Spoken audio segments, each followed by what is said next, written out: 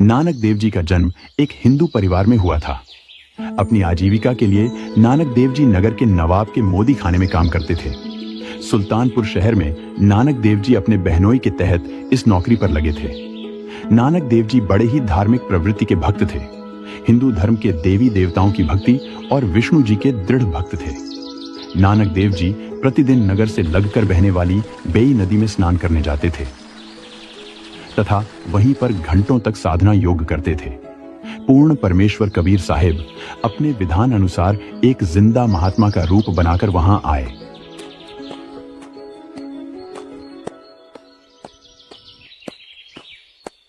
प्रणाम हो भक्त जी। भक्त जी, आप मुझे बड़े ही धार्मिक और दृढ़ भक्त लगते हो। निश्चय ही आपके पास मोक्ष प्राप्ति के मंत्र भी होंगे। हे भक्त जी, कृपया मुझे भी आपकी परम भक्ति बताइए। मैं बहुत भटक लिया हूं। क्यों नहीं भक्त, आओ बैठो। भक्त, आप कहां से हो? क्या आपने कोई गुरु धारण कर रखा है? मैं काशी से हूं। कबीर मेरा नाम है। धानक जुलाहे का कर्म करता हूं। मैंने गुरु तो बना रखा है, लेकिन उनसे मेरा संशय दूर नहीं हुआ। अब किसी अच्छे गुरु की तलाश में हूं। भक्त, मुझे अपना गुरु बनाओ, फिर मैं आपके सारे संशय दूर कर दूंगा। अच्छा जी, मुझे अपना शिष्य ही जाने महात्मा। हाँ, अब सुनो।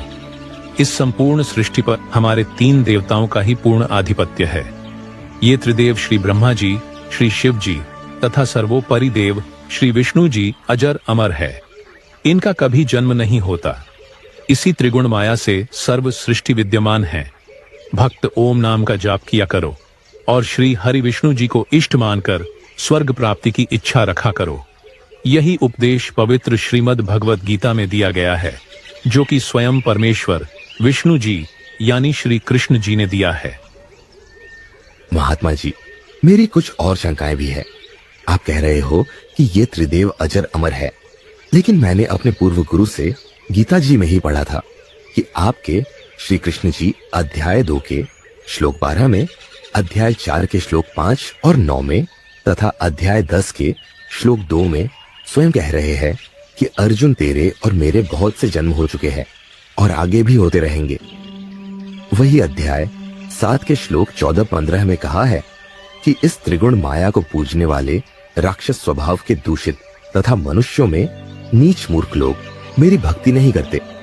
और फिर 18वें श्लोक में स्वयं की भक्ति को भी अनुत्तम यानी घटिया बता दिया, क्योंकि इससे जन्म मरण नहीं मिट सकता, यानी मोक्ष नहीं हो सकता। तो फिर हम किसकी भक्ति करें? नानक देव जी को गीता जी के कई श्लोक कंठस्थ याद थे, क्योंकि वे नित्य पाठ किया करते थे, जो कि अपने गुरु ब्रजलाल पांडे से अध्ययन की थी। भक्त ओम नाम के जाप से ब्रह्मलोक में साधक जाता है, वहां से वापस नहीं आते। लेकिन गीता जी के अध्याय 8 के श्लोक 16 में कहा है कि ब्रह्मलोक तथा स्वर्गलोक तो सभी नाश में आते हैं, फिर हम कहाँ जाएंगे? महात्मा, आपको पता हो तो गीता जी के अध्याय 18 के श्लोक 62 से 66 में एक अन्य परमात्मा का जिक्र किया है, जिसे ही वास्तव में अविनाशी और शाश्वत बताया है। उसका लोक भी अविनाशी है, अन्य कोई नहीं है।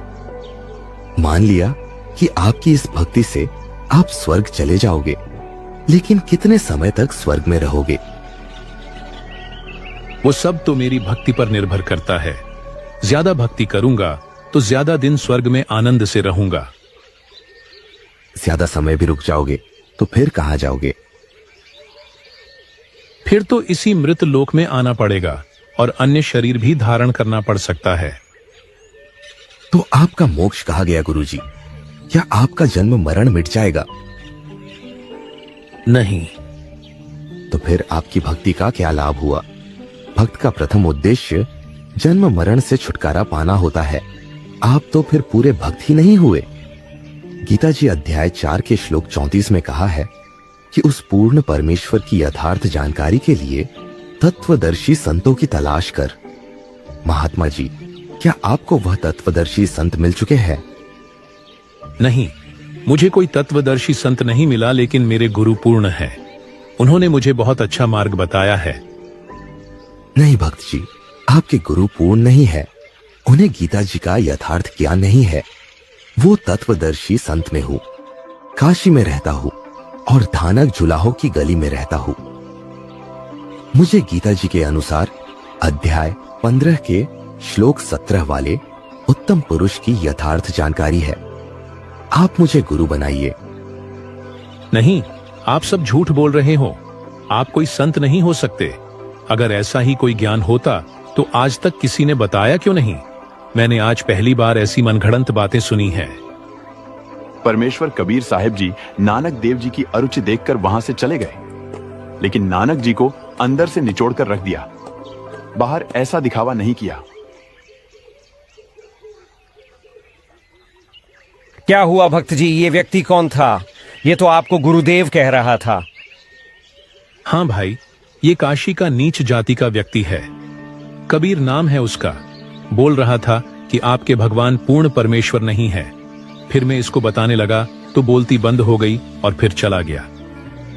नानक जी ने वहां से तो बात टाल दी, लेकिन अंदर ही अंदर उन्हें कबीर परमेश्वर के सवाल दीमक की तरह काट रहे थे।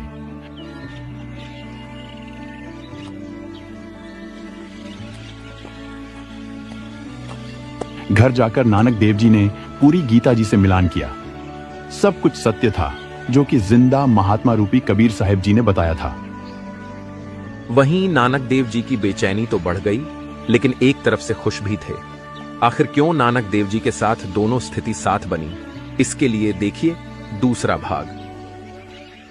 ये अनमोल ज्ञान जगत गुरु तत्वदर्शी संत रामपाल जी महाराज के सत्संगों का अंश मात्र है। संपूर्ण आध्यात्मिक ज्ञान के लिए सुनिए संत रामपाल जी महाराज के मंगल प्रवचन। आप संत रामपाल जी महाराज जी के मंगल प्रवचन संत रामपाल जी महाराज एप्लीकेशन पर भी सुन सकते हैं तथा उनके द्वारा लिखी पुस्तकें भी डाउनलोड कर सकते हैं।